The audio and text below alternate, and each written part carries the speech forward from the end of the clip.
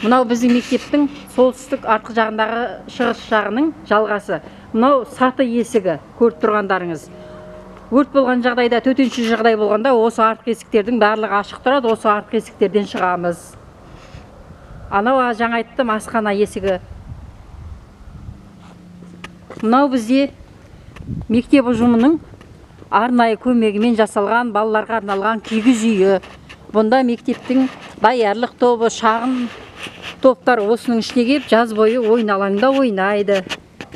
Бұл жер кәдімгі шаңырақпен жасалынған. Ішінде столы бар, жағалай қойылған. Есігі бәрі қазақ кигіз үйдің есігімен жасалынған. Мынау оқушылардың отыратын алаңы. Бұл жерде 4 орындық, 4 мұсыр қалдығын салатын жәшігімен қойылған арнайы. Жерінің бәрі асфальттанып, кафелденген. Мынау бізде жаңағы шығыс жақ беті мектептің.